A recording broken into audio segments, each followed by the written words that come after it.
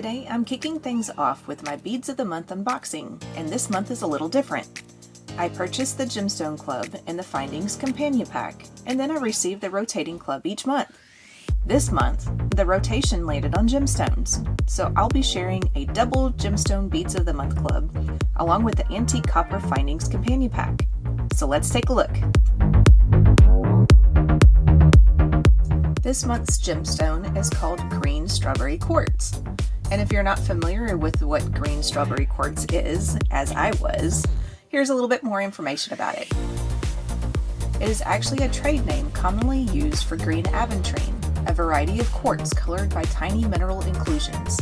It's known for its soft green sparkle and is often associated with growth, balance, and renewal.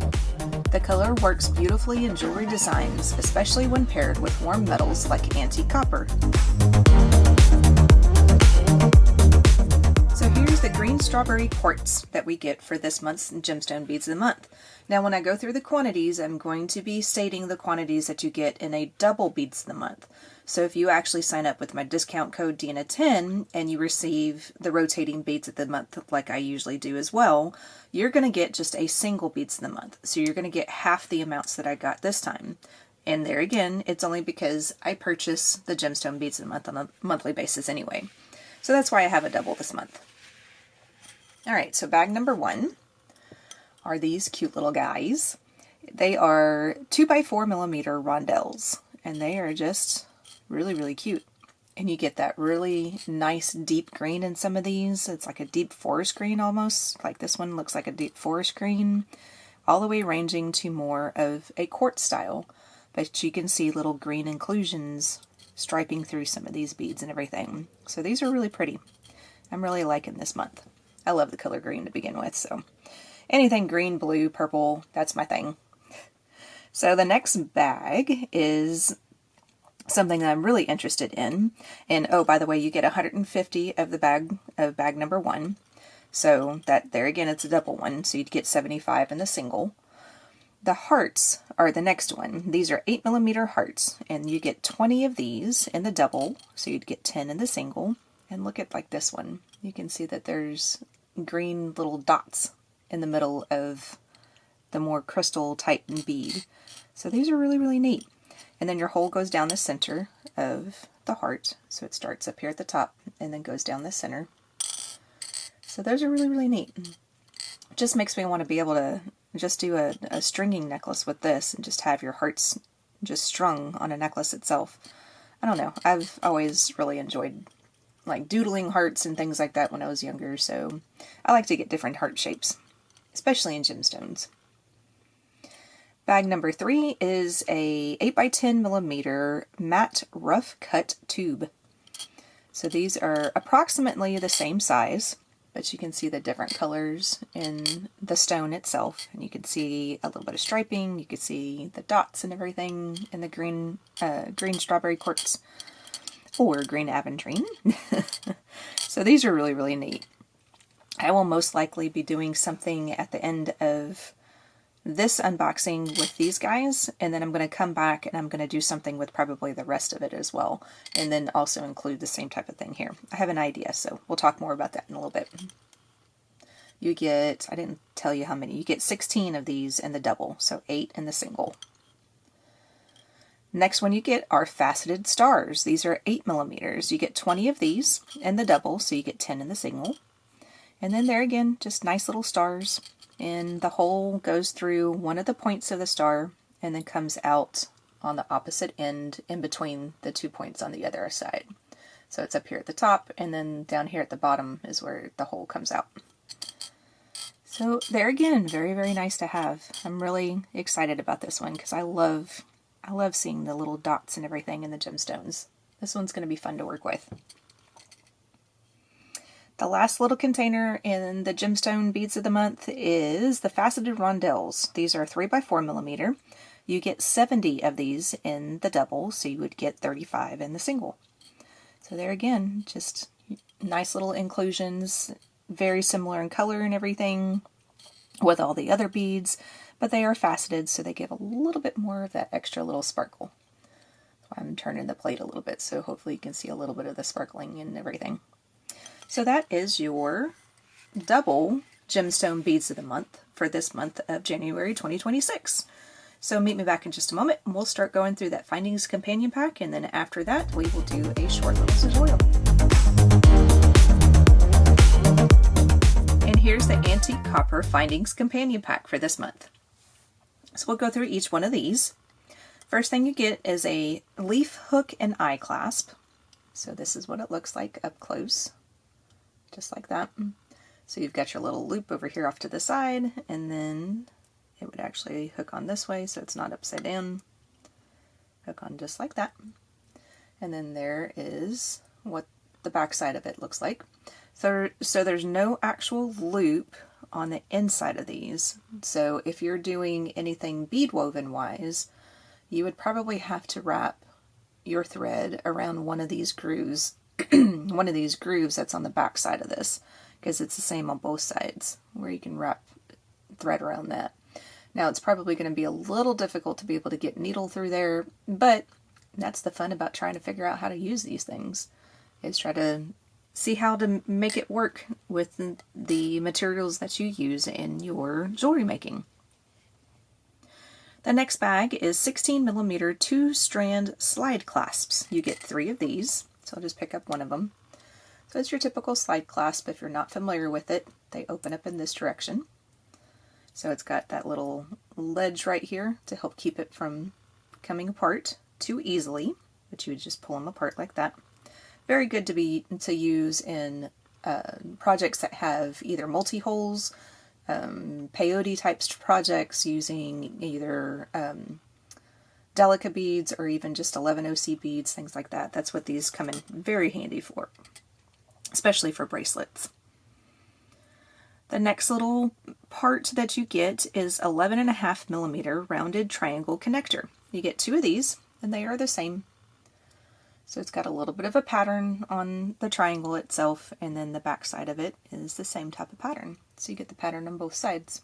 So it's a nice, interesting little connector that you can use. You can use that for putting a bail on, where you can have a drop down here on the bottom, and then you have necklace, hanging off on both sides over here. You can do that. You can use these in earrings if you wanted to, something similar, where you have ear wire coming off here, and then you have some dangles coming down here. All sorts of different ideas that you can use those with. The next thing you get is a revolving slide bail. Now these are going to be various shapes. This is the one that I ended up getting, was kind of a small one like this, but it's really, really interesting. I like the tube, because it's got that different type of a tube to it. It's got, details and stuff like that. And it's also movable. So I like the ability of being able to hook something on down at the bottom, like a good teardrop or something like that, down here, and then have this just strung on to either wire, or it's large enough to where you can put probably some silk in it, or different tubing type things and stuff like that. So very neat, very pretty. Something I don't have is a revolving bail like that. The next thing you get is a pair of earrings. It is a fish hook with a leaf, and then they also come with the little clear backing. That got stuck on that one. So this is what this one looks like. It just has a nice little design on it. Your loop is on the back, so it is hidden back there in the back. So you get a pair of earrings. Next thing you get are your head pins. You get 6 of these. They are 3-inch 21 gauge head pins. So it's just your typical head pin. Nice, good size, especially for those people like me that I have issues with trying to figure out how to do loops. And then the last thing you get are 10 of your 6mm jump rings, and these are 18 gauge. So it's just typical round jump ring. So that's your Findings Companion Pack. So after this, we will have a supplies needed page that will tell you all the information, or everything that you'll need to come out, which will probably be these guys plus some other small things to be able to follow along with me if you want to make a pair of earrings. So I'll meet you back in just a moment.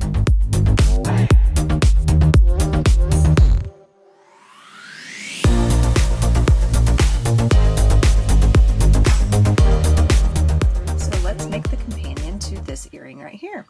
So it's going to involve several different components. So I'll do one of each of the different components to give you an idea of what to do.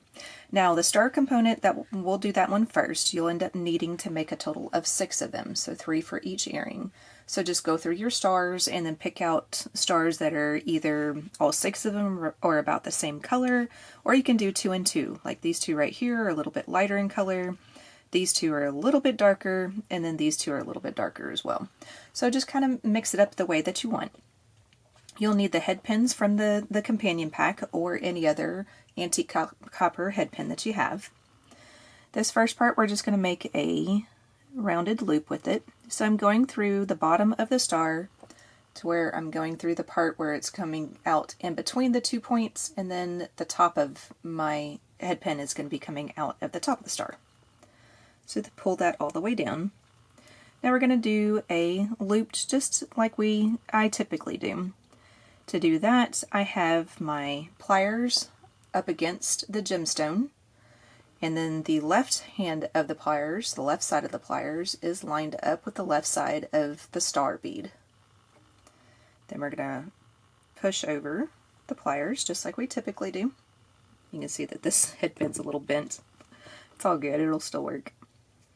Then we're going to put our round nose pliers in about the same position. So the left hand side of the round nose pliers is going to be lined up in approximately the same spot as the left hand side of the star. Then we're going to go up and over, open up your jaws, switch the top jaw to the bottom jaw, just like that, and then complete your loop. Look at your loop on the side. If you like the way that the loop looks, then you can go ahead and take your pliers out. Now I always take either my chain nose or my flat nose, and I will hold on to the loop. It's just easier for me to do it that way, so that way I have a little bit more stability. And in the same time, I'm actually kind of squishing down on it a little bit on the loop, so that way it helps to kind of harden it a little bit, so that way the loop doesn't move around or get disfigured as easily. So now we're going to do our wraps. I'm going to do a total of 3 wraps. Now you might be able to do 4. The first one that I did 4, but I ended up getting so close to that star bead that I almost cracked it. I heard a little crack sound and it kind of made me jump. So I'm only going to do 3 loops. So I did 3 wraps around the center portion of the wire, and then I'm going to cut off this little portion flush side towards the product and holding on to that extra portion. Now this is where I usually get my flat nose out. We need to tuck in that little portion that's kind of sticking out. There we go. And we need to tuck in that little portion that's kind of sticking out there, so that way it doesn't get caught on any clothing or hair or anything like that. So I hold on to the loop with my flat nose pliers, and then I use my chain nose pliers, and then I just tuck that part in. So this was the part that I was doing where I was tucking in, and it sounded like I may have cracked the stone. It didn't, when I looked at it really close up, it didn't look like it was cracked. It just made a little sound, and it kind of scared me. So I was like, you know what, we're just going to do 3 loops, because you want to have a little bit of movement of your gemstone. Alright, so that's the little charm that's made. So you do a total of 6 of those. So there's the other 2 already there, set and ready to go. The other thing that we're going to need to do is not let my cat Cosmo in, because she's over there meowing like crazy. We're going to use some wire. Now I'm using actually the Soft Flex craft wire, and I am using the rose gold color in this one. I know we're using antique copper, and then this is going to be a different color. So if you have antique copper colored wire at home, then go ahead and use that. I do not. I only have the rose gold, and I have gold, and I have silver. So I felt like the rose gold would look the best with this, so that's why we're going to use that today. I'm using 22 gauge. You can use whatever gauge you want to. There again, this is just what I have here at the house, is a 22 gauge. So we're going to use that one. And then I have about a 6-inch piece cut off. Don't have to use 6 inches. It's just what I prefer to do. So we're going to warm up this wire, and I'm using my nylon jaw pliers. It's slipping out of my hands. And then we're just going to run the wire through the pliers just a couple of times. And then I'm going to do this other side because I was holding on to it. There we go. So now what we're going to do is we're going to make a rounded loop on both sides of our tube that we have. To start off, actually you don't have to do it that way. To start off, we're going to go about 1.5 inches, 2 inches or so down. So that's about right in there. And we're going to make just a loop, or fold our wire over our pliers, just like we would typically do. Now I'm going to go ahead and slide this guy on, so that way we can kind of get a range or an idea of how large our loop is going to be, using the same type of technique that I typically do. So I'm going to get my bead up to where my round nose pliers is now lined up with the left hand side of the gemstone bead there. And then that gives me an idea of where I'm going to be doing my loop. Whoops, I just moved it. There we go. And then we're going to do the up and over, open the jaws, complete your loop, and then stop after that. Make sure you like your loop the way it looks. Come on, focus. There we go. Make sure you like the loop the way it looks and everything. Now we're going to open this loop up because we're going to go ahead and add our little triangle connector first. So we're going to swivel that open just like that, so it kind of looks like that. We're going to slide this guy on, and then we're going to make sure that this loop that we created allows our triangle to kind of move a little bit. So once you get the triangle sitting inside the loop, then we want to swing this back closed, and then make sure that there's plenty of room for this thing to move around. And it's actually just slightly small, I think, but I think it might work because it's still moving. It's just a little bit tighter. If that ends up being the case, then you would just, if you made it too tight, then just swivel it open again, take your triangle off, and then redo your loop again. And just do it just slightly bigger this time. But I think this will end up working. So I'm going to hold on to the loop. It's going to be a little awkward because you have something else sitting there too. So now I'm holding on to the loop, but I'm also holding on to the triangle at the same time. So now I'm going to make my wraps around the long portion. I'm going to try to do 3 again. So that way everything kind of looks about the same. So after I have 3 loops sitting there, then I'm going to cut off the excess. And before I move on, I'm going to make sure there again that I'm happy with this and see how it has room to be able to move around, and it'll move like that whenever it wants to, things like that. So I'm happy with it. And then I'm going to tuck in this little portion one more time. Alright, so now is where you put your tube on. So go ahead and get your gemstone tube put on just like that. Now we have to kind of think, alright, so our loop is already done down here at the bottom because this is where our little charms are going to be hanging off of, the star charms that we've made already. So now we have to think, okay, the loop on the back of this earring is going in this direction, like this, so it's facing away from us. See, if I hold it like that, you can see it, so it's facing away from us. So the loop that we have on this one needs to be facing us, so we need to be able to see that loop. If we make a loop holding it the way that we're holding it right now, like this, then our loop is going to be in the wrong direction. So we need to hold our product to where we can see the loop down here in the bottom.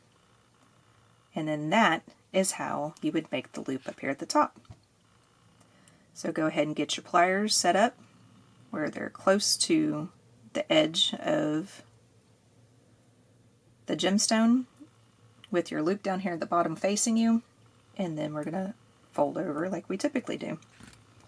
Then we're going to make our loop like we've been doing, lining up the round nose pliers on the left hand side like that, and then go up and over, open your jaws, complete the loop, and then stop. Make sure you like your loop before you move on. If it looks good, if you're happy with it, mine was a little bent, I had to make it a little bit straighter. I'm going to swing it open again. Now we got to figure out where the front of the earring is. So the front of the earring is right here. So I can see that the front of the earring is right there. The way you can tell is that I have 3 loops sitting there. When you go to the back of the earring, it's like it has 2.5 loops sitting there. So that's how you can tell the difference, what's the front of your earring and what's the back. So this is the front right here. And then now I'm hoping I can slide it on in this direction. So this is just kind of trial and error to see how you can slide on your earring. And that ends up being backwards. Okay, so we're going to have to do it the backwards way. So hopefully this fits. So just slide your earring on. And there we go. Just kind of maneuver it around until you get to where you're going to be at for your loop and everything. Excuse me. Alright, so this one is going to be in a little bit different of a fashion. Before I do this, I need to close that loop. Almost forgot to do that. Alright, so then we need to swing this loop back closed again. So that way it's sitting up against the rest of the wire. Then I'm going to flip it to the back. Then I'm going to hold on to it in the best way that I can. That's where the little chain nose pliers actually comes in really handy for this type of a project. And we're going to make our 3 loops. Whoop. See what I mean about holding on to it as best you can? Because it might move around like that. Alright, so there's my 3 loops. And then we're going to cut this part off. And then tuck this part in. And I'm doing this as all one take, so that way you could see the process and how quick some of these things come together. So there is the first half of the earring. So now we need to get our assembly line going. We're going to have one of these earrings that has just 1 jump ring, and then the other 2 are actually going to have 2 jump rings on it. So I've already got the 2 jump rings on one. I've got 2 jump rings on this one. So I just connected a jump ring together, and then I'm going to put one of my stars on that as well.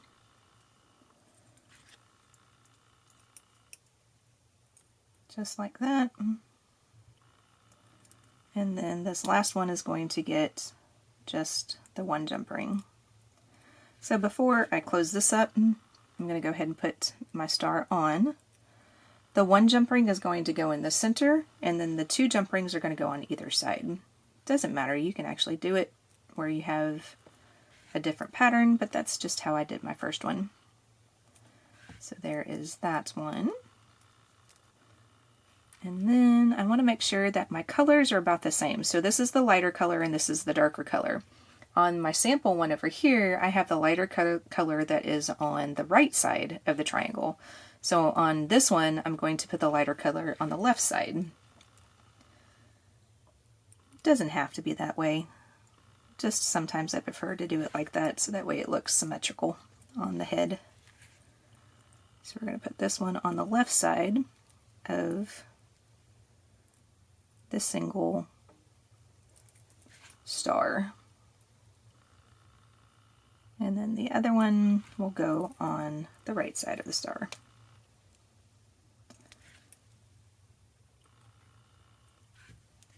Of the single star.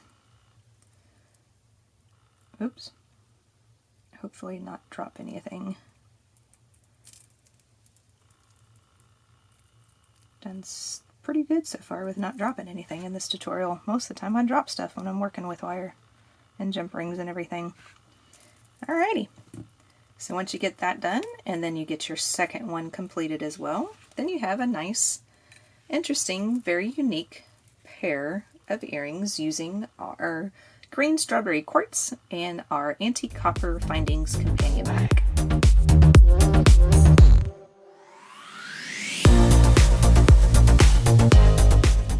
one way to use the Green Strawberry Quartz beads from this month's Beads of the Month to create a finished earring using the rough cut gemstone tubes, gemstone stars, and antique copper findings.